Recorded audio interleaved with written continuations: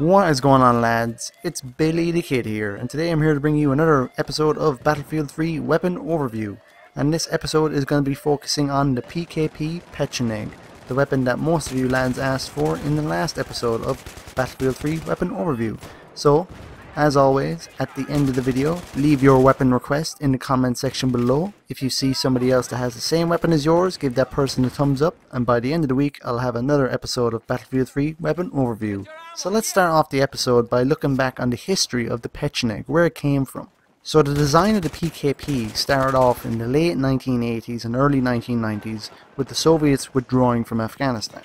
And if there was one lesson that the Soviets learned in Afghanistan, is that it's the machine gun that will get you out of most ambushes. The amount of firepower that you can lay onto the ambushers to fight your way out of it is critical if you don't want to sustain a lot of casualties very fast. Now the problem with Afghanistan in particular is that, as I said, it's a lot of mountainous terrain, so it's ideal for ambushes. And very early on in the war, the Russians realized that their RPK-74 and their PKM were not up to the job of laying down enough suppressing fire on the Taliban, the Mujahideen, the rebels, whatever you want to call them. It's really up to your interpretation. But they realized that their machine guns, the PKM and the RPK-74, were not good enough to lay down enough suppressing fire on the enemy to fight their way out of an ambush. In fact, many of their armoured fighting vehicles, including the BMP, not the BMP-2 that's in Battlefield 3, the first BMP, it had a 73mm low pressure gun, and it couldn't elevate high enough to engage targets in a mountain terrain. So basically the enemy could fire down on top of the Russians, and the Russians couldn't elevate their guns high enough. Now they realized their RPK, PKM, they're not good enough. We need something a little bit more modern, but we want to keep the PKM, which was in Battlefield Bad Company 2. Here's a picture of it, you might recognize it. We want to keep the new design as close as the PKM as possible, so it's much easier to train troops with who are experienced with the PKM. Now the PKM was introduced in the early 1960s, and they realized now is the time we really do need a replacement.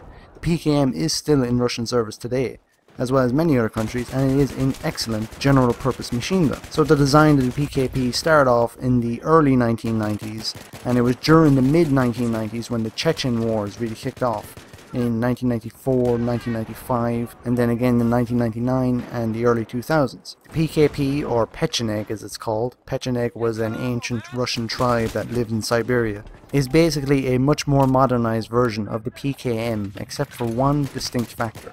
PKM was basically used for everything. You name it, and the Russians did it with the PKM. They used it for their tanks, their attack helicopters, their transport choppers, their infantry fighting vehicles, their APCs, everything. You name it, they used it. While the PKP has just one role and one role only, and that is a squad level light machine gun. That's it. Nothing more, nothing less. It's not going in helicopters, it's not going in infantry fighting vehicles, nothing. It was really designed for airborne units like the VDV or the Spetsnaz, which is the Russian Special Forces, and they have been in limited use. It has not been made in great numbers yet. PKM is still in great use in the Russian armed forces, and the PKP has been more or less isolated to special forces and airborne units, but the PKP has seen action in counterinsurgency operations in Chechnya and was seen in limited use in the 2008 Russian-Georgian War. An interesting thing to note is that the PKP was so well liked by the airborne units and the Spetsnaz that the airborne forces demanded a bullpup version of the PKP.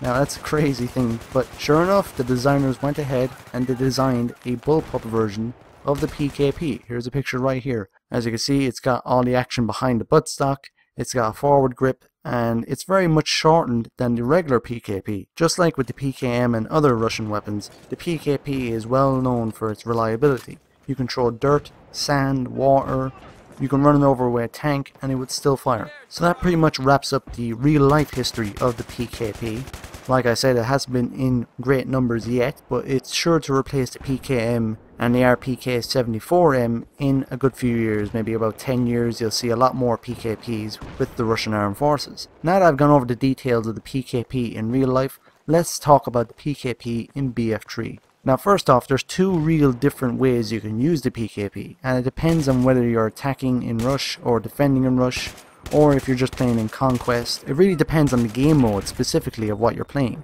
So if you're playing rush defense, you really want to go with a bipod, maybe a flash suppressor, maybe you want to go with extended mags. There really is no real bad way of using the PKP or any GPMG. That's general purpose machine gun if you don't know. So for defense, you really want to maybe go for bipod. Extended magazines will give you another 100 rounds. A favorite tactic I see more and more employed is people putting the bipod down, extended mags, and just continually firing away and holding a lane, basically. In other words, they hold down one area, suppressing the enemy, and it allows their friendlies to go in and mop them up. This might not let you get a lot of kills, but it will stop the enemy from advancing in one area and will force them to move to another area, which is more or less held down by another bipod machine gun. One thing I like to do while attacking with the PKP is use a laser sight or a flash suppressor and a forward grip. The forward grip will help counter the recoil, and firing in short bursts will help you maintain your accuracy. A lot of people seem to go with suppressors, bipods even when attacking, and they go prone and lay down suppressing fire to cover their advance. But I just tend to go with the forward grip and flash suppressor. Sometimes I go with extended magazines, but most often than not I'll use the flash suppressor to hide that massive muzzle flash that you will be seen a mile away if you lay down enough fire with the PKP or any GPMG. It might have a slower rate of fire when compared to maybe the M240 or even the M249, but that damage per round is absolutely monstrous. You will get dropped very, very quickly. I can't count the amount of times where I've snuck up behind whole squads and wiped them all out with my Pikachu, as I like to nickname it. Anyway lads, this commentary is wrapping up. If I have to give a quick tip, I would use front grip and flash suppressor while attacking. If I was defending, I would use the bipod and flash suppressor or extended magazines.